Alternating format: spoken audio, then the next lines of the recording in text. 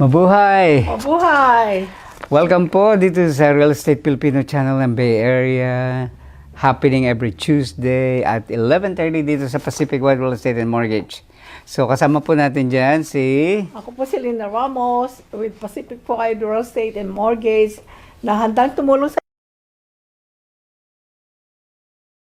Actually 29 years of experience already for selling the Bay homes, helping the homeowner do exactly that for the last 29 years. Okay, so if you happen to be a homeowner or home buyer, we can help you on your desire to either buy or sell. Okay, so we cover San Jose Bay Area, of course including San Francisco and the surrounding counties. Just for an example, San Joaquin Valley, Contra Costa County, Alameda County, and San Benito County. So if you happen to be in that vicinity, let us know. We can help you. Okay, maganda po ang topic natin ngayon, and it of course related, real estate related. Okay, so equity and capital gain.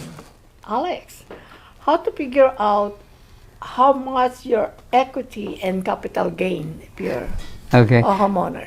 Remember that seller that called me earlier? Actually, the first time they called me is that how much capital gain am I going to be responsible for? And that's exactly what we're going to be covering today. All right. However, that home seller understood now how much he will be responsible when he sell his home here. Okay, even though he's going to buy a home after he sell this home. Okay, so we cover that part. So now our topic today is to define and talk about capital gains and the equity. What's the difference between the two? Yeah, anong difference ng home equity and capital gains? Capital gains. Okay, let's do it in a, let's define it and explain it to you. Yeah, okay. First, yung home equity. Right. Okay, home equity. What is home equity? Well, home equity is pretty much the difference between the loan balance, okay? What is the current fair market value? First of all, you need to know what's the value of your home right now. Okay, so by knowing that, you know where to start. And then you need to know also what is your current loan balance. Okay, so if you bought the home back in 2008, 9, and 10, all right, let's say you bought it for $250,000. Wow.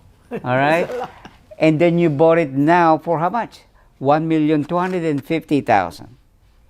Okay, the two numbers, 1,250,000, the current loan amount, and now your balance, let's say it didn't change. You bought it for 250, now it's 250 because you took money out. Okay? So how much is the difference? We're talking about $1 million. So the difference between the current value and plus your loan balance, which is 250 minus 250,000, the difference is 1 million. That's your equity. When you sell it. Okay. Yeah. If you sell it. Yeah.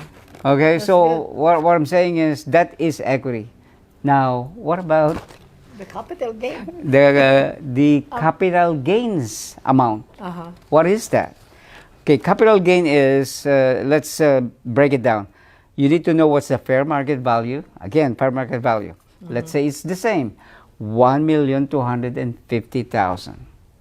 All right, and let's say you bought it back in 2008, 9, and 2008 or 9 or 10 for 500,000. So what's the difference? 750,000. So that 750,000 is your gain. If you are a homeowner, if you lived in here for two of the last 5 years, the good news is you have capital gains tax exemption. Oh. Yeah. Do we still have that exemption? Yeah, it still exists. Okay, back then you have to be 55 and over to have an exemption. Also, at that time, I think it's only 125,000. Okay. Now, thanks to President Bill Clinton at that time, it was raised 250,000 for single person. Oh, Yeah. that's great. What if you're married? Then you multiply the 250,000 by 2 because there's two people, $250,000 each. So that's 500,000. So instead of paying tax on 750,000, now that the two of you enjoy the 250,000 exemption each. So there's an exemption of 500. Yeah, for married couple. For married couple. Yeah. So the taxable income now is 250,000. That's a big savings. Depending on your tax bracket, or if you have a 250,000 capital gains, you multiply whatever your bracket is on 250,000. Okay, and I'm thinking, based on my memory here, it's probably around 70,000, 75,000, based on 250,000. Using a 23% tax rate, like on federal tax, it's probably about 15,000. I'm sorry, 15%, and on the state, it's about around 8%. So if you add the two, whoever is paying capital gains, we're talking about around 23% combined. That's still a good exemption. Yeah. I would say, instead of paying for the whole amount of 750,000, can you imagine paying? Exemption of 500,000. So it's a good thing. 500,000 capital gains tax For exception. two people, one people is 250. Yeah. It's still good. And then one of the questions I ask is that, what if there are three owners? Will it be 750,000? The answer is no. It maxed out to 500,000. Even though there are three owners on the property, you still enjoy the $500,000 exemption.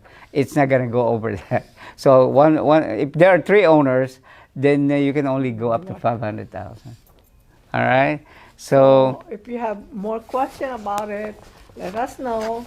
Ako po si Linda Ramos, 408-888-5607 with Pacific Wide Real Estate.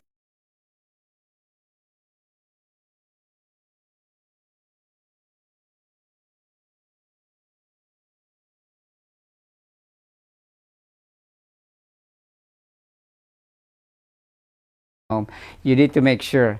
Also, if this is a rental property, that's even you need to be aware that everything in your gain is taxable if it's a rental property.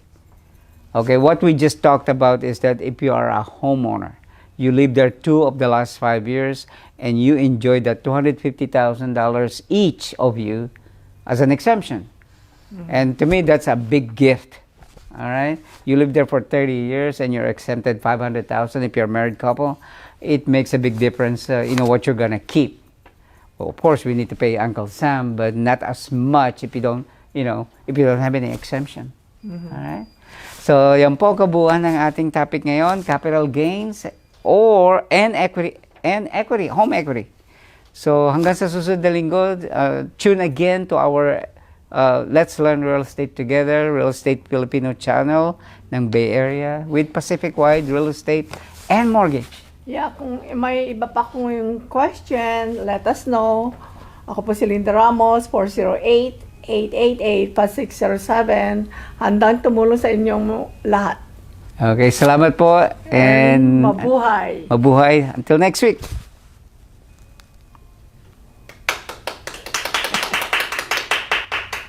Done?